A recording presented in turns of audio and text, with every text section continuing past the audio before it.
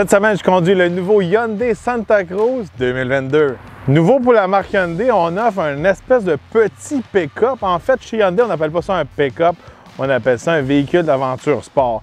Alors, le Santa Cruz est basé sur une monocoque, que celle-ci est la même qu'on retrouve pour le Hyundai Tucson. Alors, c'est une espèce de VUS qu'on offre avec une boîte. C'est pas la première fois qu'on voit ça sur le marché. Si on revient dans le temps, on avait des Ford Explorer Sport Track, des Chevrolet Avalanche, on a eu le Honda Ridgeline pendant plusieurs années. Maintenant, Hyundai ont leur espèce de sorte de pick-up à nous offrir, un nouveau marché qui est en développement et aussi une nouvelle compétition offerte de la part de chez Ford avec le Ford Maverick. Alors, un nouveau petit pick-up qu'on pourrait appeler, qui vient juste se situer sous les pick-up intermédiaires ou de taille moyenne, comme les Ford Ranger ou les Chevrolet Colorado. Comme on peut constater, le Santa Cruz est très similaire au Tucson. Côté design, les lumières, ces choses-là, on se rapproche vraiment plus d'un VUS ou d'un auto qu'un camion. On n'a pas vraiment des pare-chocs ou vraiment des skid plates, ces choses-là, pour faire de la route à l'avant, comme on peut constater. On reste un véhicule fait pour la route.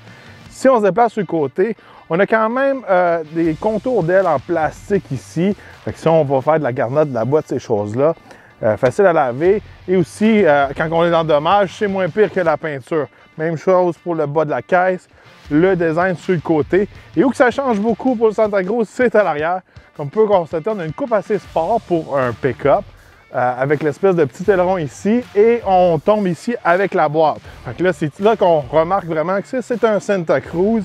À l'arrière, on peut voir estampé Santa Cruz un peu à la Titan, Tundra, etc. pour savoir que c'est un Santa Cruz. Bon, ici dans le pare-choc, on retrouve un marchepied style Chevrolet un peu pour avoir accès dans notre boîte. Côté boîte, regardez, c'est vraiment fait pour faire des activités, des loisirs, de l'aventure. On a une boîte longue de 4,3 pieds avec un beau cover dessus. Alors, on peut venir vraiment sécuriser nos choses à l'intérieur de notre boîte. Très pratique de ce côté-là. Oui, ça enlève un petit peu d'espace. On peut l'enlever si on veut. Mais qu'est-ce que j'aime beaucoup, c'est que quand on utilise notre camion, puis on est plein en dedans, je pourrais dire, on utilise les 4 places ou les 5 places disponibles à l'intérieur. On peut venir tout verrouiller nos choses dans notre boîte à l'arrière. Ils sont à l'abri aussi des intempéries. Super pratique, c'est quelque chose que je faisais toujours sur toutes mes pick-up. Mais là, on a vraiment une espèce de rideau pour nous aider à le faire. Regardez, c'est pas la plus longue boîte, c'est sûr et certain, c'est pas le pick-up idéal pour travailler, mais je crois que les gens qui regardent ce style de pick-up-là, c'est qu'est-ce qu'ils veulent. Ils veulent la taille qui va avec. Je pense qu'une fois qu'on ouvre vraiment la tailgate à l'arrière, on est capable de rentrer comme un motocross, ces choses-là. On peut mettre jusqu'à 660 livres dans la boîte à l'arrière. Il y a quelques trucs qui sont assez pratiques. Ici, on a une espèce de compartiment qu'on peut utiliser comme glacière. Il y a vraiment des bouchons pour drainer notre espèce de glacière si on veut. On peut mettre des choses à l'intérieur, mettre de la glace, tout ça. Un petit compartiment qui est pratique de ce côté-là. Toujours le fun. On va retrouver aussi des compartiments à gauche et à droite. Si on veut mettre des choses au sec, si on ne veut pas avoir notre couvert de boîte, si on pourrait dire. Puis à l'intérieur de celui-ci, on retrouve un branchement. Alors, l'espèce de 110 volts reste toujours, je pourrais dire, au sec. C'est bien pensé de ce côté-là. On a aussi des lumières pour éclairer à l'intérieur de notre boîte. On a des points d'ancrage et aussi d'autres points d'ancrage ici qui sont flexibles. Alors, c'est très bien fait de ce côté-là. Côté remorquage, on peut tirer jusqu'à 5000 livres quand on a le gros moteur à l'intérieur du Santa Cruz. Alors, un petit camion qui se débrouille quand même bien. On ne fait pas tellement de sacrifices majeurs ses capacités du véhicule. Maintenant, si on passe à l'arrière du véhicule, il ne faut pas oublier que le Santa Cruz est de plus petite taille que la plupart de toutes les pick-up intermédiaires.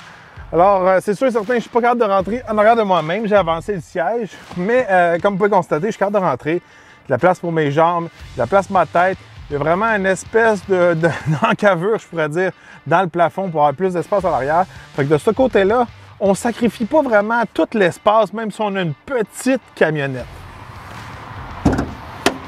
Sous le capot, on retrouve un 4 cylindres de 2,5 litres turbo, bon pour 281 chevaux et 311 de torque. J'ai mis la traction 8 vitesses à double clutch. Alors, un choix intéressant côté motorisation, un petit peu plus gros comme cylindrique à comparer d'un Ford Ranger. Est-ce qu'on va retrouver les performances et l'économie d'essence en choisissant un gabarit de moteur tel que le 2.5? On va aller voir sur la route si c'est le cas.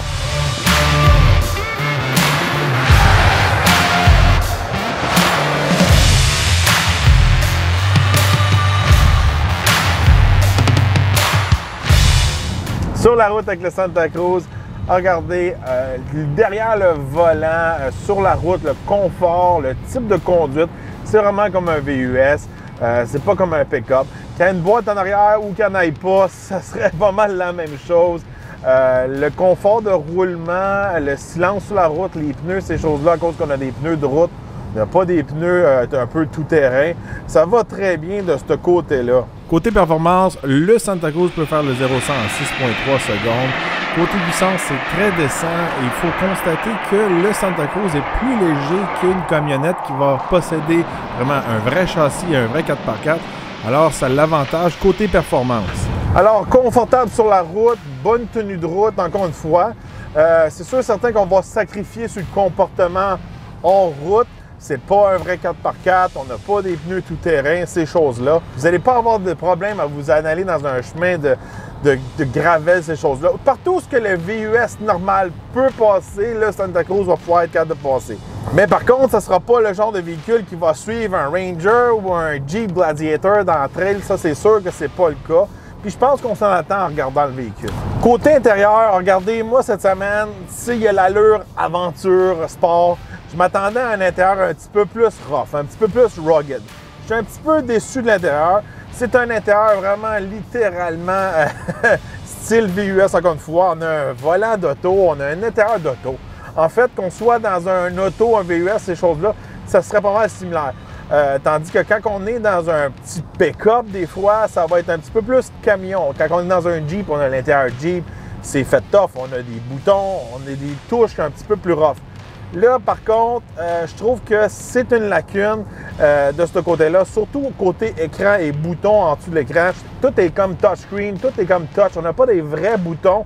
Alors, si on travaille avec notre Santa Cruz ou encore une fois, on fait de l'aventure, on est sale, c'est l'hiver, ces choses-là, il manque des boutons physiques qui soient un petit peu plus tough, qu'on ait un volant un peu plus tough aussi. Le reste, regardez, ça va bien. Regardez, tous les boutons sont à la bonne place. On a une place pour recharger notre téléphone. C'est facile pour changer nos modes de conduite. Siège climatisé, chauffant. Il y a beaucoup de trucs. C'est littéralement, c'est comme si on serait dans un VUS. Mais je pense que moi, j'aurais aimé ça que Hyundai fait l'effort de donner un petit style un peu plus tough au Santa Cruz pour qu'on se sente un petit peu plus comme dans un pick-up. Mais regardez, les sièges sont confortables. À l'arrière, encore une fois, on a de la place. On a une bosse au milieu, c'est un peu un défaut. On a du rangement sous les sièges. Mais à part de ça, regardez, encore une fois, c'est un Tucson avec une boîte. Côté économie d'essence, cette semaine, j'ai fait environ du 10 litres au 100 km. C'est quand même bien, regardez, pour un petit pick-up. C'est normal. Je pense que peut-être qu'on est capable de descendre un petit peu en bas de ça. Mais c'est l'économie d'essence que j'ai fait cette semaine. C'est sûr, si on le compare à des pick-up qui sont un petit peu plus gros, comme le Ranger, le Colorado, ces choses-là. Souvent, on va se retrouver dans le 12, 13, 14, tout dépendant du moteur qu'on va utiliser. On peut faire des meilleures performances si on choisit un diesel, mais c'est plus dispendieux. Je pense que de ce côté-là, je pense que c'est dans la moyenne. C'est sûr et certain qu'une fois qu'on va essayer le nouveau Ford Maverick avec la motorisation hybride, ça risque d'avoir des meilleures économies d'essence, mais malheureusement, le hybride, je pense pas qu'ils viennent avec la traction intégrale. Fait que, regardez, ça, c'est un gros facteur, je pense, l'économie d'essence. Beaucoup de gens qui veulent avoir le côté pratique d'un pick-up, mais ils ne veulent pas payer littéralement pour l'économie d'essence qu'on va retrouver dans des Ranger, Colorado, Tacoma, etc. Fait que c'est un petit peu ça qu'on retrouve. Fait que si vous faites du chemin, vous avez besoin d'une boîte, le Santa Cruz peut être une belle option de ce côté-là. Côté prix, regardez, Santa Cruz que j'ai laissé cette semaine est environ 45 000 $. Il part dans les 39-40 000 beaucoup moins cher qu'un Honda Ridgeline de ce côté-là. Je pense que c'est un bon prix pour le confort, le luxe, l'équipement qu'on a, puis aussi les capacités. Je trouve que c'est un bon prix. Oui, encore une fois, le Ford Maverick va offrir un produit un peu plus similaire, mais moins équipé ou moins bien fini, moins luxueux, un peu plus rough camion pour moins cher. Ça dépend de ce que vous voulez. Regardez, si vous voulez vraiment un petit camion pour travailler, je pense que le Maverick va être une très bonne option. Et si vous voulez vraiment un pick-up, mais pas trop sacrifier sur le confort et le luxe, Santa Cruz peut-être va être une meilleure option que le Maverick. Bon, pour conclure, je suis très content que les manufacturiers viennent avec une nouvelle option de petits pick-up. J'espère que il y a d'autres marques qui vont embarquer comme GM, Ram, etc. là-dedans. Je pense que la part des gens, quand les petits pick-up ont disparu, ils étaient très déçus. C'est un marché qu'ils ont vraiment oublié, puis ils l'ont remplacé littéralement par les F-150, des 1500, etc. Je pense que les petits Rangers, dans le temps, étaient très populaires. Quand le Ranger est revenu, il était vraiment plus gros que l'ancien et il n'allait pas vraiment rejoindre la même clientèle qu'il y avait auparavant. Puis aussi, côté prix, il était très, très proche du F-150. Là, on a une option plus économique, un petit peu moins tough, un petit peu moins capable, je pourrais dire. Mais je pense que ça va venir rejoindre plusieurs personnes qui recherchent l'économie d'essence ou qui sont plus vieux, plus pratiques, aller chercher des meubles ou même des femmes qui veulent avoir la capacité, mais ils ne veulent pas conduire un pick-up. Il faut oublier, quand on rentre dans du F-150, ces choses-là, le véhicule, des fois, est plus dur à stationner, on n'a pas toujours la place. Si on travaille en ville, c'est difficile, ça ne passe pas partout. Puis aussi, quand on a une plus grosse motorisation, ça coûte plus cher à plaquer, etc. Beaucoup d'avantages à choisir ces nouveaux petits pick-up-là. Puis je trouve ça très bien. Puis cette semaine, regardez, j'ai pas été déçu, même si j'étais un fervent gars de truck, des F-150, 250, 350, 450, je les ai toutes conduits. J'aime ça, un vrai truck.